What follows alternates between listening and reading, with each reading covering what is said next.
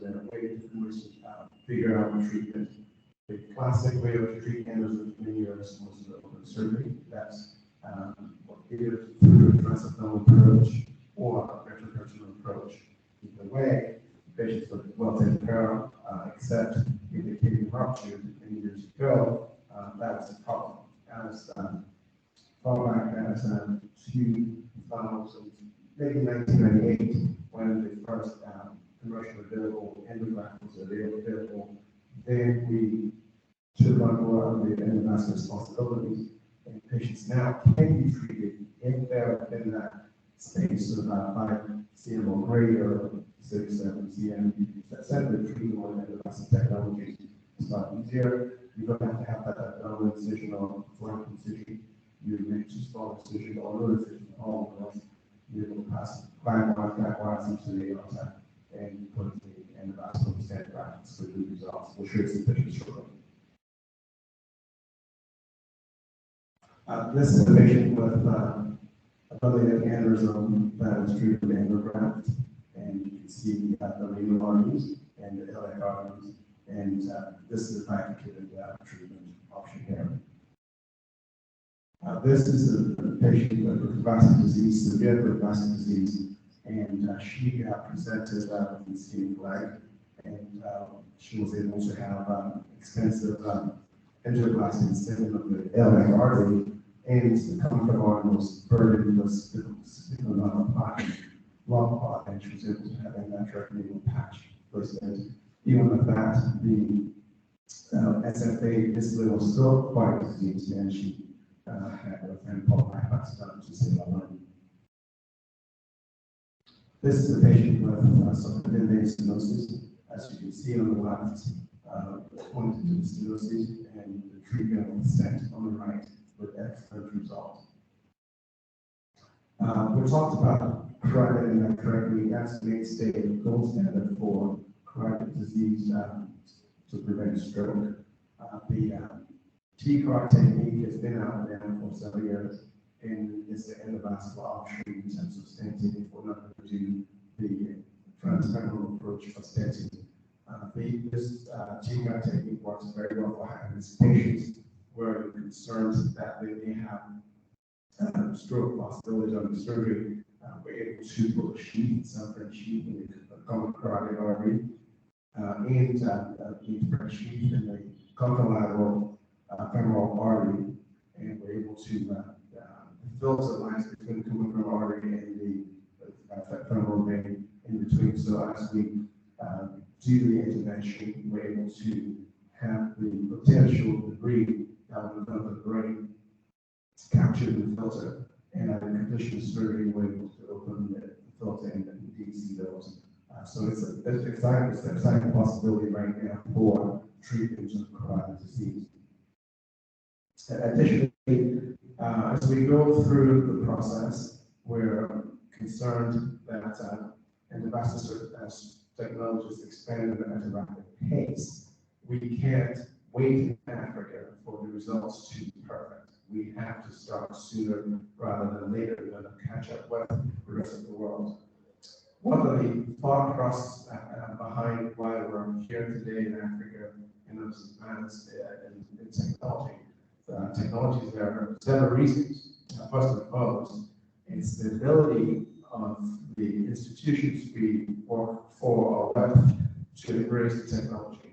Duchess obviously has been quite a leader of and leader in this aspect at the forefront of this embracing technology. So that's why we're at this point in time at Duchess to help move the technology further.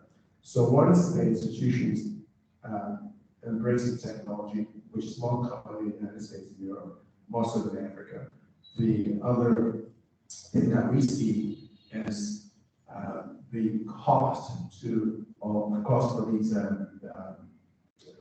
treatment modality. The cost in Europe or in the United States specifically is more expensive. And again, the insurance companies, Medicare, Medicaid, sometimes subsidize the treatment options, and patients are therefore able to get the treatment and with better ease as compared to the situation in Africa where per capita income is quite low, so we can compete with those countries. So we have to be creative as to how we provide the technologies in African situation. One way to do that would be to entice the governments, if I may digress a little bit, one of the widespread of which is the power issues that's common in Africa. I'll talk about it later. This is the case here where a patient came in with significant disease of his right subclavian, the right superior vena cava. His presenting symptoms was massive facial swelling, and he was having serious discomfort, oral edema, and he was quite uncomfortable. Additionally, he was not a renal patient, so we're able to cannulate with ultrasound the basilic vein, and we're able to pass. Excuse me, I take that back. I cannulated the internal jugular vein on the right side and make a line go through the area of stenosis. And on lateral view in the middle picture, you can see the adverse rotation of the areas of the superior vena cava in addition to the stenosis, which is about 99%. While I was able to cross that stenosis and we're able to balloon that and restore that and put a couple of stents to restore flow with excellent improvement and resolution of symptoms within 3 or 4 days. One of the benefits of atopic venous disease intervention is after the stenosis is treated, the patients usually have upper extremity edema. Those edema does recede within a week in most people. Very common in dialysis patients that have multiple cannulations of the subclavian artery, dialysis access. It's always better to cannulate the internal vein when necessary because subclavian vein, especially in young persons, does pose a problem down the road when we get complete occlusion of the subclavian vein. And this is a typical renal patient again who essentially presented what I just described. On the right left screen, you see the permacath for dialysis, and on the right side, the left side, you can see the area of complete occlusion. This is the later picture where the wire goes through. This is the occlusion, with that indeed, and we're able to sequentially move this approximately to the distal portion, and we're able to restore flow, put several stents to restore flow, and the edema, which was 4 times the size of the opposite extremity, on the left, receded within a week. So that's the final picture once treated. Patients in Nigeria, like other parts of the world, present with ischemic lower extremities. Unfortunately, there's sometimes they lead to limb loss. It's not because the doctors don't identify the problem. Sometimes patients present late for medical health because they seek other sources of healthcare, including which doctors or native doctors. So when they come in, they come late, and in the United States, obviously, they sometimes come in really late. So the disease process is no different than Nigeria. We just have to have a high index of suspicion that these patients have a problem, so we can treat them appropriately. This particular patient did have a previous intervention by another surgeon. The surgeon placed some stents in the mid suprafemoral artery, which is on the middle portion there. This related stents were occluded to the level of the artery at the knee level. So I was able to go through that, put a wire through that, and at that point, I had 2 choices. There was some evidence of blood clots within the stent, obviously. I could either use a rheolytic device, a mechanical electric device, to stop the clot out, or which can result in embolization, of course, or use a common stent type to jail the blood clot within the affected area. So I selected the second option and put additional stents. Then portion of those stents partial to the level of the origin of the superficial coronary artery, and we're able to restore flow when excellent resolve these symptoms. That's the balloon right there. Additional balloon of the additional stent, and that's the final picture that you see where the flow has been restored in this patient. This is a very interesting case. Sometimes just because you're old doesn't mean you cannot have surgery. We have to watch the risk versus benefit ratio. This unfortunately was a gentleman who's 91 years old. He has a history of hypertension, was oxygen dependent, but he drives his car. It's quite active. So you take all that into consideration. And he had a 5.7 cm AAA. And in addition, had significant, robust inferior eccentric artery and significant disease of the left iliac. So we were able to consider as a treatment option for CT angiography. We're able to do on-table angiogram, and the slide on the left shows the initial entry, which is more selected to the left coronary artery, and we selected the candidate the internal iliac because we needed to put an angiograph. This is the case where if you do put a paralysis patient, chances are he'll die on the table, or he's either surgery and die post-op. So we're able to cannulate the internal iliac artery or the gastric artery on the left and put the cords. And following that, we were able to now treat the vein aneurysm, which is on the screen to the right, and we're able to now put the graft. But before that, because of the robust inferior mesenteric artery, it was necessary to treat that. If you don't do that and you just put the stent graft, then that major artery will continue to feed the sac of the aneurysm, and the aneurysm sac may not regress. So this is a neat case. We're able to successfully do that. And if you see the final picture here, on the right-hand side, you can see that area where the endovascular cord was placed in the INA, the resolution. And if you look at the bottom of the screen, you can see the corner of the internal iliac artery, and the stent graft was successfully placed with excellent result. Patient's doing well, ambulating and driving his car. So that's the strong benefit of the endovascular intervention, and we should be able to apply those technologies here in Nigeria if we're able to bring the cost down significantly.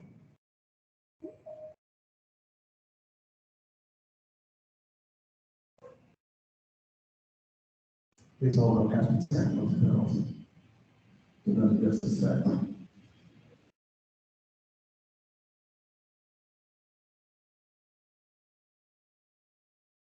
Again, when we talk about endovascular intervention, the benefits of broadband in Nigeria, the issues we have in Nigeria.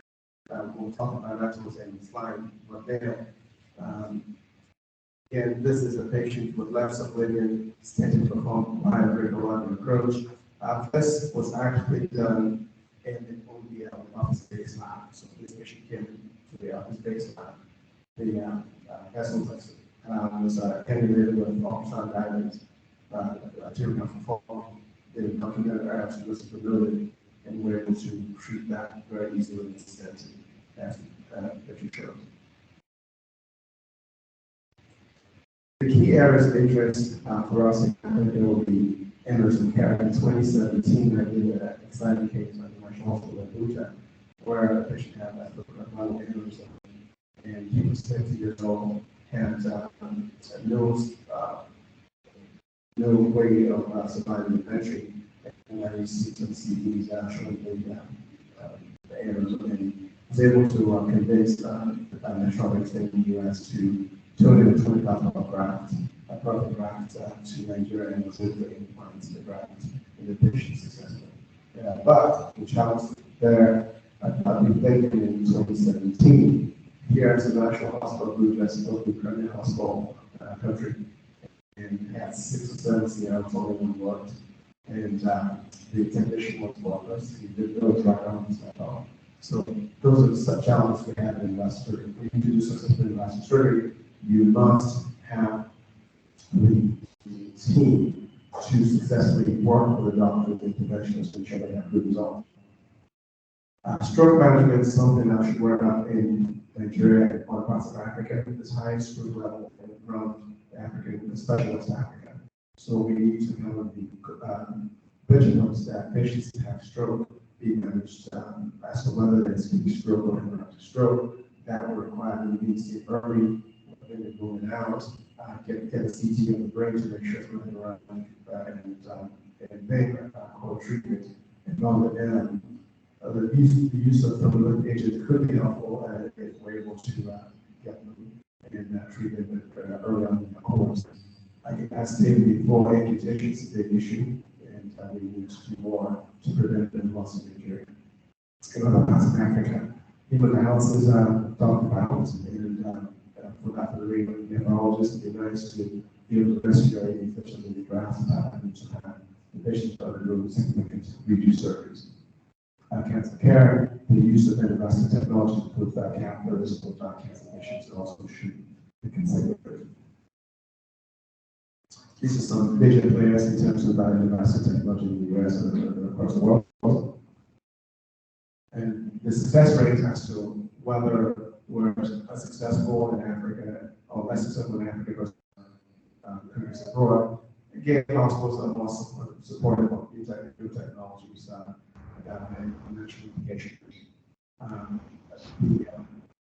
Access to the capital or hybrid ORs available in the US and Europe.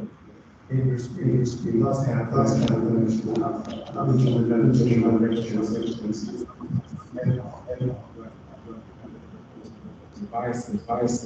don't be somehow internal procedures and treatment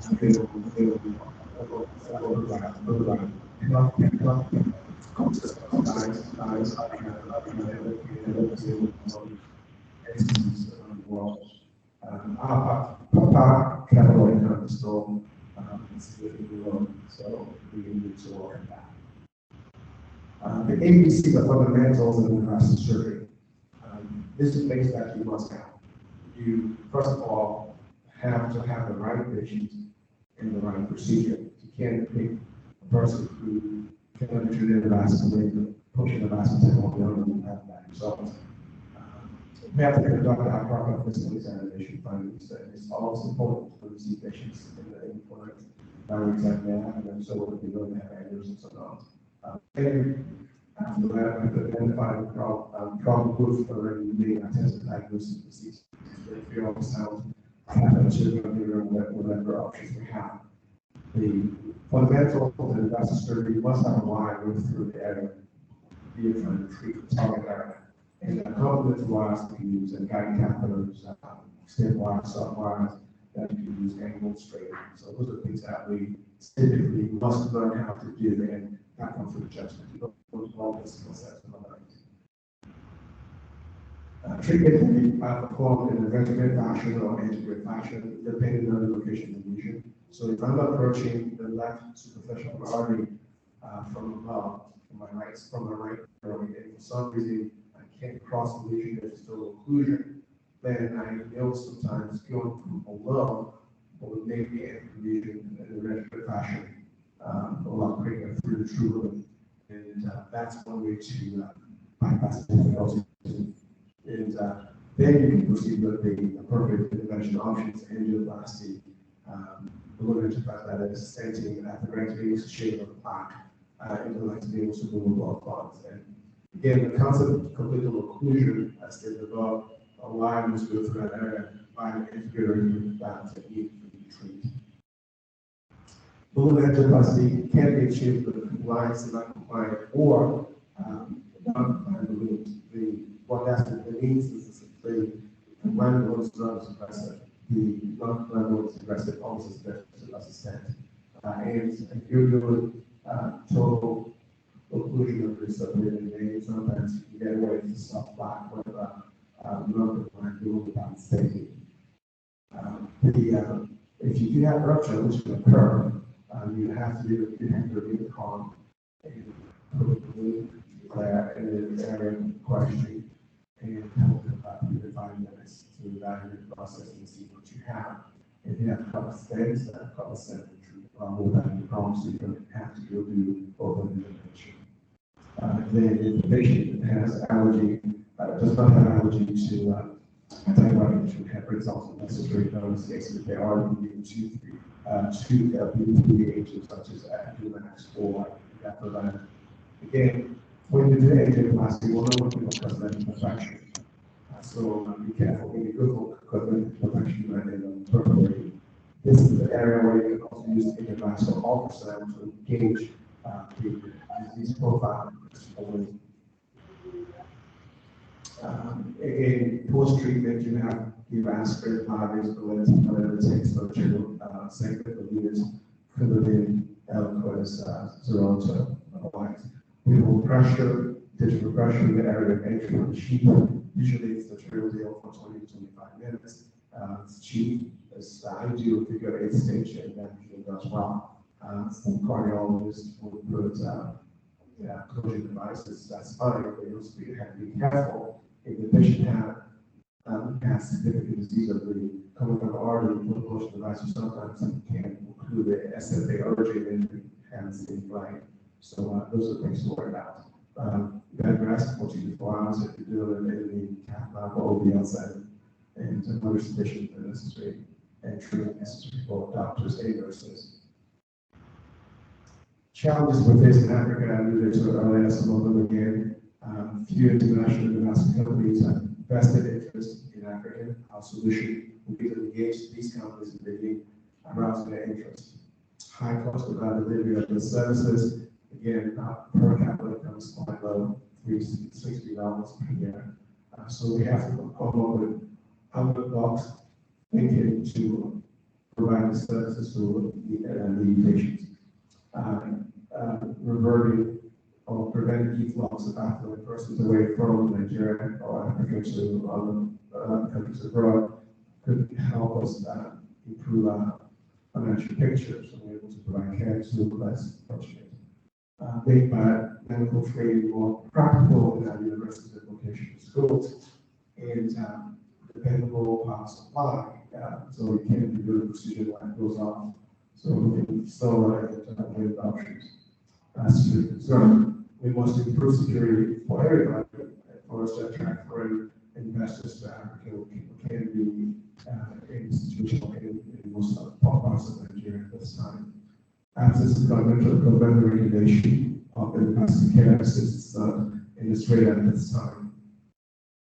Solutions to improve investor care in Africa require starting program like the One Care Duchess, starting other programs around the country, be it a CAP setting or an OBL setting.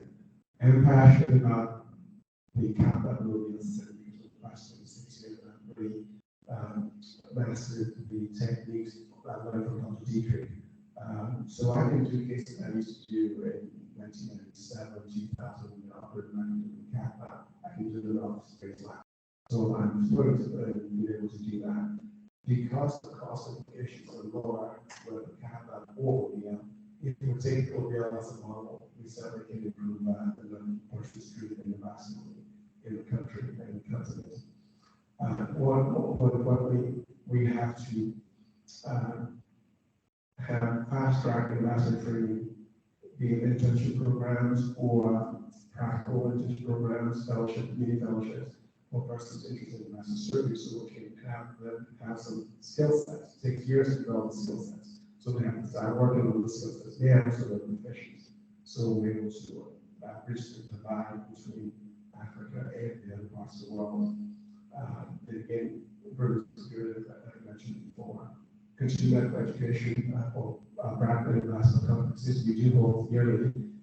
This is the 5th year we have our 5th practical investment solution conference for Africa.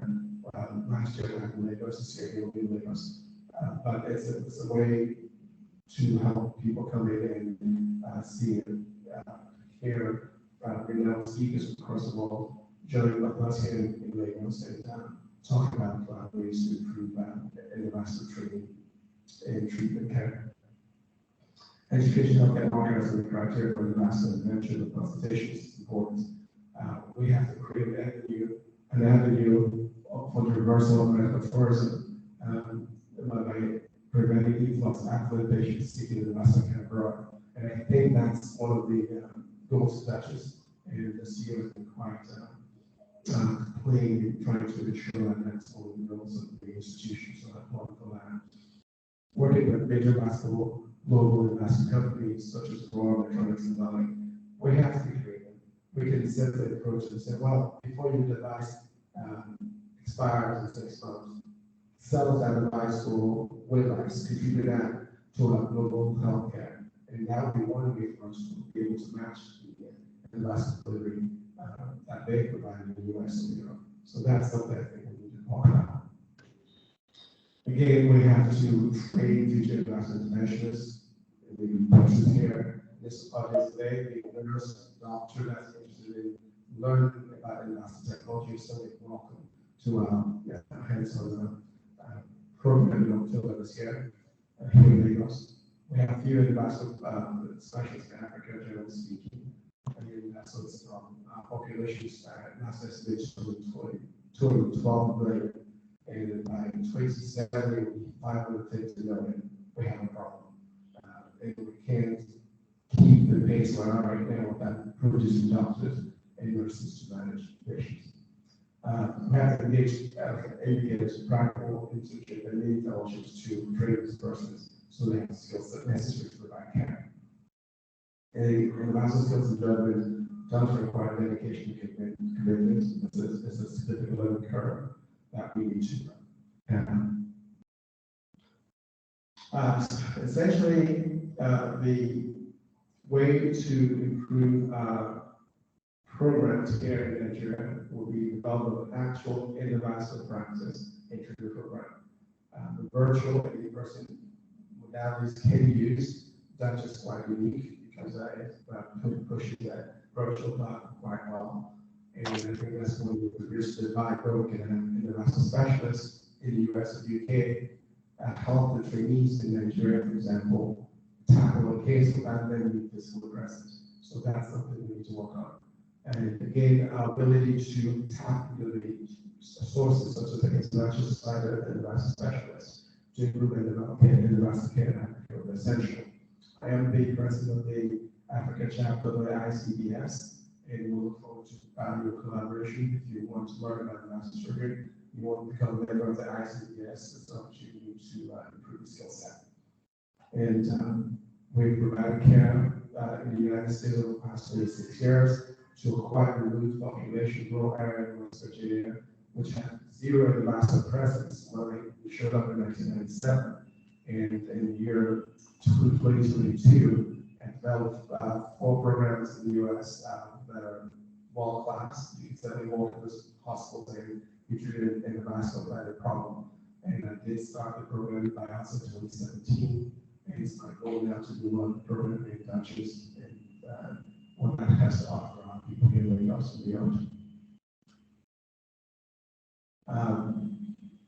Again, that's where we are in terms of treatment. We have perfected endovascular care, and the registrar's welcome to the CAPMA and the space lab concept is up and coming.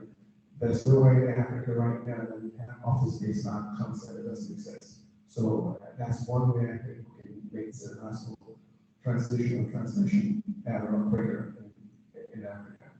The benefits of decreased healthcare costs to patients, decreased healthcare costs paid for from insurance companies to the hospital, minimize the long inpatient stay or shorter outpatient stay. Patients don't stay in the hospital overnight; they go home the same day.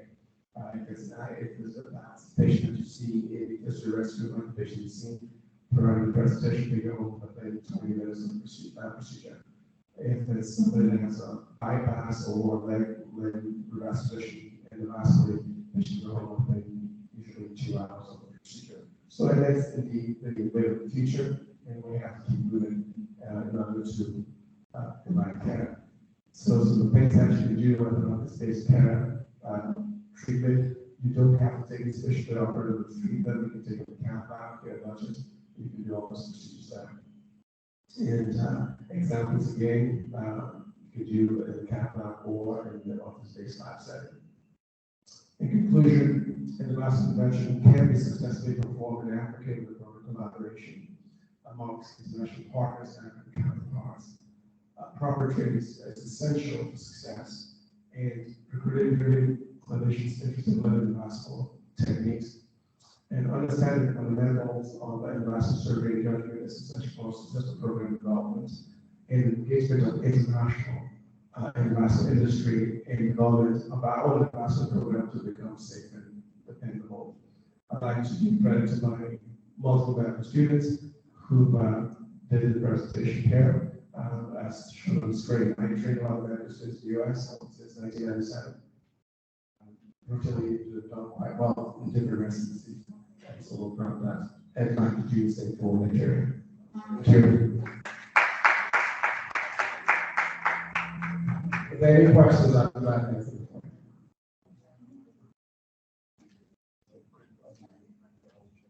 Questions?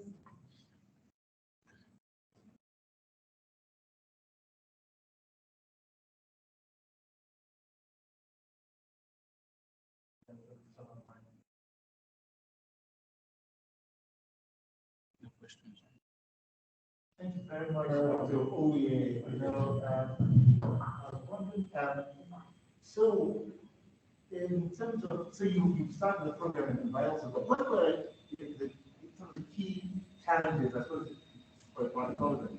The key challenges, what are the sort of from the most important goals we have to accomplish in order to have a successful program? We have a successful program in Nigeria. Especially here in Dutchess, you already have key ingredients. You have saturated, you have cath lab, you have algorithm. Those are the most important pieces initially.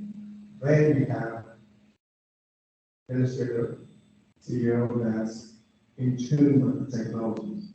Those are the things that you need. If you don't have a program that's not successful, take all those out. Have bad staff, bad administrator, and all those things don't work well. The challenges I also were kind of unusual. In 2017, the Express Ambassador came in, the program, I had a one-to-one talk with him.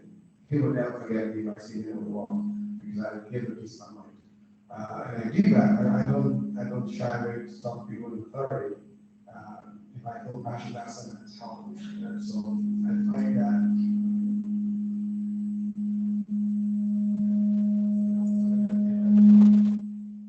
I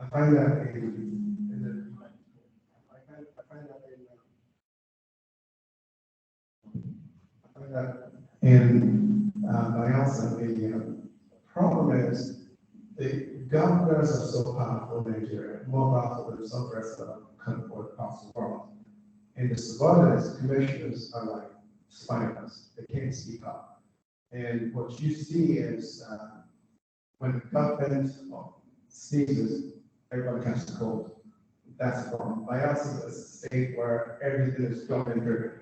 No extra critical activities and full business. So pretty much so the government controls everything. So one administrator comes in, has an idea and pushes something. The next guy comes in and it's not interested in that. So that's the major abandoned projects. I think it's a disease in Nigeria. So that's one of the things. But we, in spite of that, came in, were able to change the mindset of the people. In corruption, big problem in Nigeria. And we told them off front, we're not interested in corrupt attitudes. And so there's a big system we're implementing, and we're able to put our feet down and do that. I have the community CEO there, this Cynthia, who has been quite aggressive in keeping that thought process through the years, and that's really worked for the state. So we have consultants in all specialties actually, not only in vascular surgery, pediatrics, but in the works, neurosurgery and all that. So, but the vascular piece has been quite okay. Not a catheter cardiologist, but Taco does come in and he does have interest in peripheral disease. So he does do some peripheral disease mentioning a little bit. But that's what about. Yeah. Any further questions? Comments? Room gestures? We're all for it today. All right. Thank you.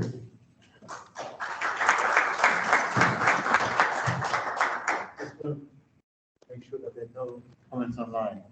No comment. Oh, there are. Oh, great. Thank you very much. Thank you so much. So,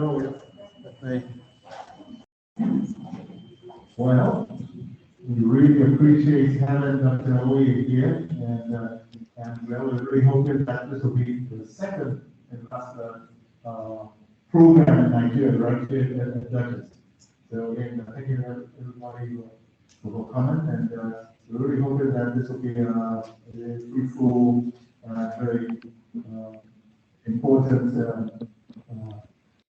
intervention for our patients. Our patients will be able to benefit from this. Again, thank you everybody, and we believe that we have some hospitality and create some impression that we believe. So again, I appreciate everyone. Thank you very much. Thank you.